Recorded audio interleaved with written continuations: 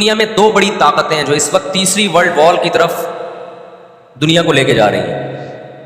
آپ کو پتہ ہے پہلی جنگ عظیم میں کتنے لوگ ہلاک ہوئے, دوسری جنگ عظیم میں کتنے لوگ ہلاک ہوئے, اور اب جب تیسری جنگ عظیم ہوگی تو ہلاکتوں کا جو ریشو ہوگا, میں سمجھتا ہوں آدم علیہ السلام کے زمانے سے لے کر اب تک دنیا میں جتنی ہلاکتیں ہوئی ہیں وہ ایک طرف ترازو کے ایک پلڑے میں رکھتے ہیں آپ, اور یہ تیسری جنگ عظیم جو اسرائیل کی وجہ سے ہونے جا رہی ہے اس میں جو ہلاکتیں ہوں گی وہ تمام ریکارڈ توڑ دیں گی, اور اس کا ذمہ دار برطانیہ, امریکہ اور اسرائیل ہوگا, جو دنیا میں سب سے زیادہ تہذیب کے ٹھیکے دار سمجھے جاتے ہیں. اس لیے میرے سامنے یہ نہ کیا کرو گورے کے اخلاق بہت اچھے ہوتے ہیں, تھینک یو سے بات شروع کرتا ہے, تھینک یو پہ ختم کرتا ہے. یہ ان کا تھینک یو قیامت کے دن ان کو خدا کے عذاب سے نہیں بچائے گا. ہمارا وہ شخص جو گالی سے بات شروع کر کے گالی پہ ختم کرتا ہے, خدا کی قسم ان سے اچھا ہے. وہ دنیا میں وہ ظلم اور بربریت نہیں کرتا جو یہ لوگ کر رہے ہیں.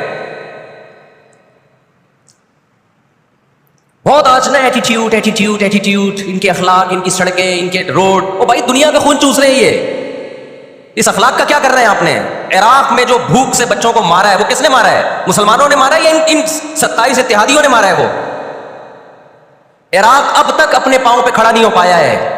اس تباہی کا جو سینکڑوں بچے یونائٹڈ نیشن کی رپورٹ کے مطابق عراق میں بھوک سے مرے ہیں, ان کا ذمہ دار سعودی عرب ہے, پاکستان ہے, یا وہ 27 اتحادی ممالک ہیں جو سارے غیر مسلم کنٹریز ہیں جنہوں نے 27 ملکوں نے مل کے عراق پہ حملہ کیا تھا اور جھوٹا الزام لگایا کہ ان کے پاس کیمیکل ہتھیار ہے. اب بھی دنیا کو اگر ہوش نہیں آتا اور کفر کی حقیقت سمجھ میں نہیں آتی ہے ہمارے لبرل اور سیکولر طبقے کو, جو صبح شام ان کے گن گاتے ہیں, تو پھر آپ کو اس کا اللہ کے سامنے حساب دینا پڑے گا. آج کے جو اخلاق ہیں نا دنیا میں, ان کی کیا ویلیو ہے؟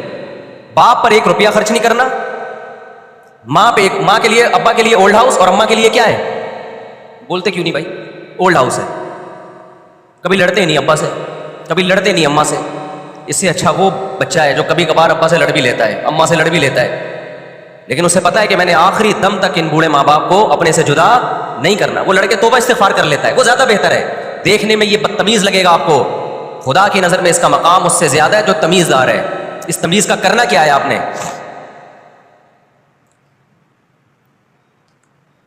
کہاں گئی وہ عالمی طاقتیں؟ کہاں گئے وہ تہذیب کے ٹھیکیدار جو ہمیں تہذیب سکھاتے ہیں؟ ساری دنیا ایک بات جانتی ہے کہ 18ویں 20ویں صدی سے پہلے مکمل فلسطین یہ کس کے پاس تھا؟ بولو بھائی. یہ عربوں کے پاس تھا, مسلمانوں کے پاس تھا, ایک عرب کنٹری تھا.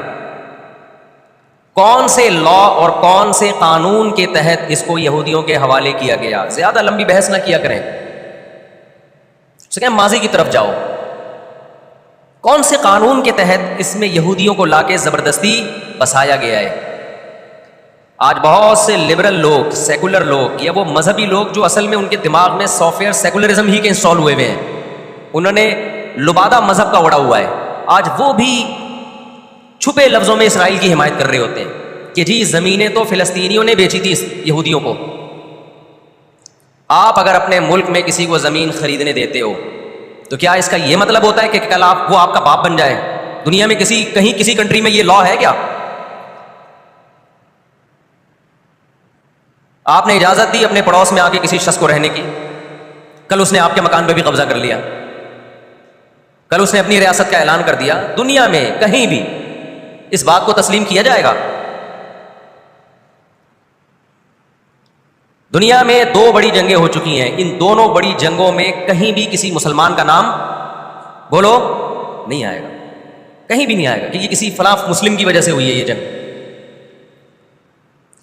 اور اب تیسری جنگ عظیم کی طرح وہ یہ جنگ ہوگی, یہ ذہن میں رکھیں, کیونکہ فلسطینی کسی قیمت پہ بھی یہودیوں کا تسلط فلسطین میں برداشت نہیں کریں گے. They fight to die. وہ لڑ کس کے لیے رہے بھائی؟ بولو موت کے لیے. جو موت کے لیے لڑتا ہے اس کو تو زمین چاہیے ہی نہیں, اس کو اپنا فرض ادا کرنا ہے. بھائی نہیں ہو سکتا, یہ نہیں ہو سکتا. اگر آپ فلسطینیوں کو دبانے کی کوشش کرو گے, یہ جنگ کے زور سے ہم ان کو دبا کے ان پہ تسلط قائم کر لیں, تو 60-70 سال سے زیادہ عرصہ ہو گیا جنگ کے ذریعے ان پہ کنٹرول کرنے کی, اب تک کنٹرول یہ 60 سال کا عرصہ بہت ہوتا ہے. اور اس میں آپ یہ نہ دیکھیں کہ چند یہودی تھے، چند ہزار یا چند لاکھ.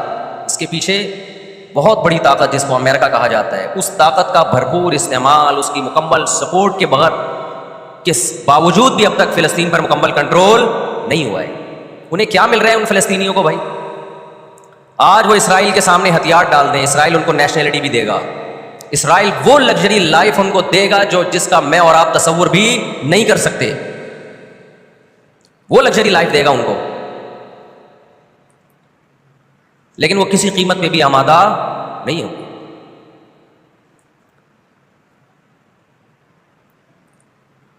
تو افسوس ہمیں اس پر ہوتا ہے کہ جب ہم نیٹ پہ دیکھتے ہیں نا انڈیا ساتھ دے رہا ہے اسرائیل کا، اوپر سے کچھ بیان داغ دیتے ہیں تھوڑے سے فلسطینیوں کے حق میں تاکہ لوگوں کی تھوڑی سی ہمدردی ہمیں ملے. پس پردہ مکمل کس کو سپورٹ کر رہا ہے؟ اسرائیل کو.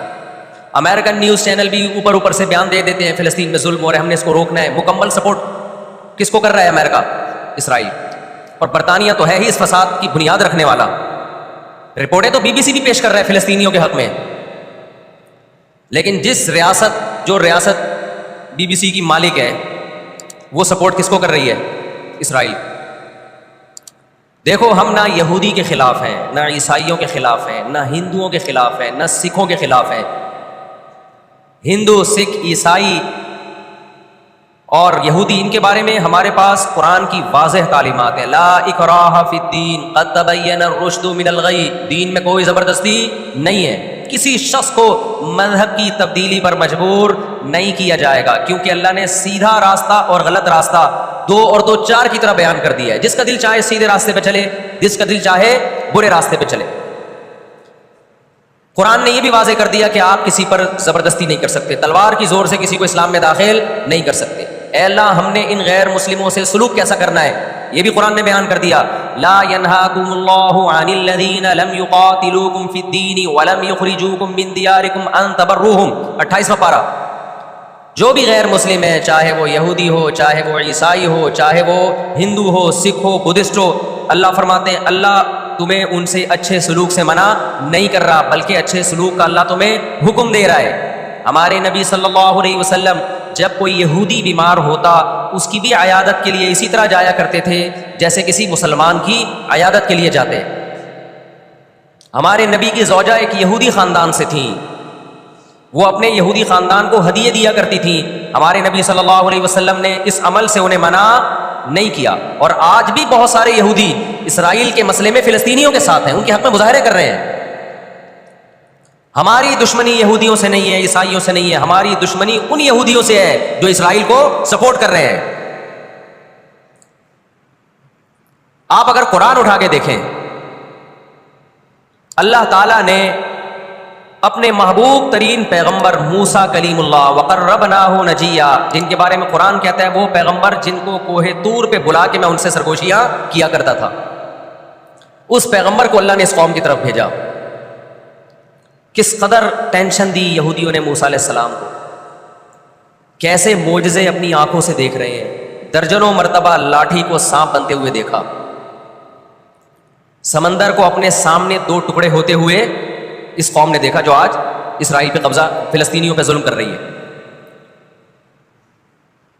آج یہودی کیا کہتے ہیں کہ بیت المقدس ہمارا ہے، ہمارے پیغمبر موسیٰ علیہ السلام، ابراہیم علیہ السلام، یعقوب علیہ السلام، اسحاق علیہ السلام، یہ تو سارے ہمارے پیغمبر ہیں، یہ سارے ہمارے پیغمبر ہیں، تو یہ ہمارا قبلہ ہے. یہ قرآن کیا کہتا ہے؟ آپ سورہ بنی اسرائیل اٹھائیں. وَقَضَيْنَا إِلَىٰ بَنِي إِسْرَائِيلَ فِي الْكِتَابِ لَتُفْسِدُنَّ فِي الْأَرْضِ مَرَّتَيْنِ وَلَتَعْلُنَّ عُلُوًّا كَبِيرًا فَإِذَا جَاءَ وَعْدُ أُولَاهُمَا بَعَثْنَا عَلَيْكُمْ عِبَادًا لَنَا أُولِي بَأْسٍ شَدِيدٍ فَجَاسُوا خِلَالَ الدِّيَارِ وَكَانَ وَعْدًا مَسْئُولًا ثُمَّ رَدَدْنَا لَكُمُ الْكَرَّةَ عَلَيْهِمْ وَأَمْدَدْنَاكُمْ بِأَمْوَالٍ وَبَنِينَ وَجَعَلْنَاكُمْ أَكْثَرَ نَفِيرًا إِنْ أَحْسَنْتُمْ أَحْسَنْتُمْ لِأَنفُسِكُمْ وَإِنْ أَسَأْتُمْ فَلَهَا فَإِذَا جَاءَ وَعْدُ الْآخِرَةِ لِيَسُوءُوا وُجُوهَكُمْ وَلِيَدْخُلُوا الْمَسْجِدَ كَمَا دَخَلُوهُ أَوَّلَ مَرَّةٍ وَلِيُتَبِّرُوا مَا عَلَوْا تَتْبِيرًا.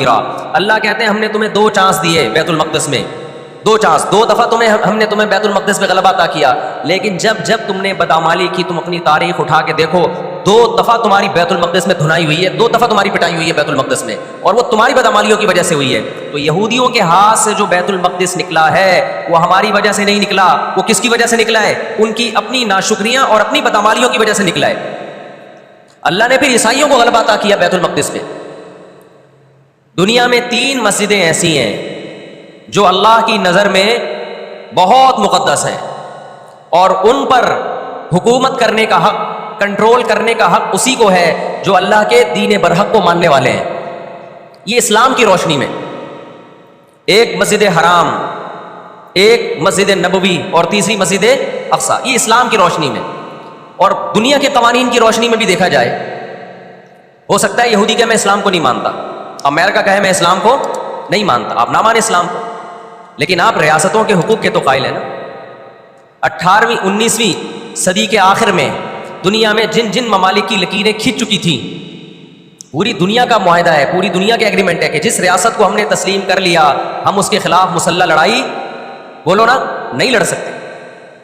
مجھے ایک بات بتاؤ، آج اگر برطانیہ اٹھ کے پاکستان پہ حملہ کرتا ہے، دنیا کس کو برا بھلا کہے گی؟ بولو نا، کیا ہو گیا؟ برطانیہ کو کہے گی نا. اگر وہ کہے کہ میں یہاں پہلے حکومت کر کے گیا ہوں، یہودی کہتے ہیں نا ہم نے بیت المقدس پہ حکومت کی ہے لہذا ہمارا حق ہے. بھائی حکومت تو برٹش نے بھی کی ہے پورے بر صغیر پر، لیکن آج کیا برطانیہ کو اجازت دی جائے گی کہ چونکہ آپ پہلے ہندوستان پہ حکومت کر کے گئے ہیں لہذا آپ دوبارہ بھی اٹیک کر سکتے ہیں؟ کیا دنیا کے کسی قانون میں اس کی اجازت دی جا سکتی ہے؟ یہی کہا جائے گا بھائی ونس اپون اے ٹائم، اب جب ایک کنٹری بن گیا ہے اور آپ نے اس کو ایز اے کنٹری تسلیم کر لیا ہے، دنیا نے تسلیم کر لیا ہے، اب اس کی لکیریں کھنچ چکی ہیں، اب اس سے 1 انچ بھی دنیا میں کسی کنٹری کو اس سے آگے بڑھنے کی اجازت نہیں ہوگی تو یہ بین الاقوامی لا اور بین الاقوامی قانون کی روشنی میں جرم سمجھا جائے گا. فلسطین اور بیت المقدس اسلام کی روشنی میں بھی مسلمانوں کا ہے، اور بین الاقوامی قوانین کی روشنی میں بھی کس کا ہے؟ مسلمانوں کا ہے. وہ تو 2 وجوہات ہیں. تو آپ بتاؤ اتنی بڑی وجہ کے ہوتے ہوئے کیا فلسطینی وہ مسجد چھوڑ سکتے ہیں کیا؟ آج ہماری مسجد پہ کوئی شخص آئے، کوئی دوسرے مولوی صاحب آ جائیں کہ میں مسجد پہ قبضہ کرنا چاہتا ہوں، کیا کمیٹیاں قبضہ کرنے دیتی ہیں؟ بولو بھائی کیا ہو گیا؟ نہیں دیتی. حالانکہ وہ بھی مولانا صاحب ہی ہیں، لیکن پھر بھی کوئی قبضہ کر لے انسان برداشت کر لیتا ہے. چلو جی ایک مولانا کو نکالا تو دوسرا بھی کون آیا ہے؟ تو مسلمان ہی آیا ہے. لیکن ایک مسجد ہے، کوئی ہندو آ کے کہتا ہے کہ یہ مسجد میرے حوالے کر دو، جبکہ اس مسجد کے کاغذات بھی آپ کے پاس ہیں، مسجد آپ کے لیے رجسٹرڈ ہے اور ایز اے مسجد رجسٹرڈ ہے، تو کیا آپ کسی غیر مسلم کے حوالے کر دو گے مسجد؟ اس کا مطالبہ کرنا اللیگل بھی ہوگا، اور اسلام کی روشنی میں ہمارے لیے اس کے حوالے اپنی مسجد کو کرنا یہ بہت بڑا جرم ہوگا. خدا کے سامنے جواب دیں ہوں گے ہم. 20-22 سال کی بات ہے، میری ملاقات پاکستان میں کچھ فلسطینیوں سے ہوئی. ہم نے ان سے پوچھا کہ کیا کہانی ہے یہ فلسطین کے حالات کی؟ انہوں نے کہا ہم کسی قیمت پہ بھی 1 انچ بھی یہودیوں کے حوالے نہیں چھوڑیں گے.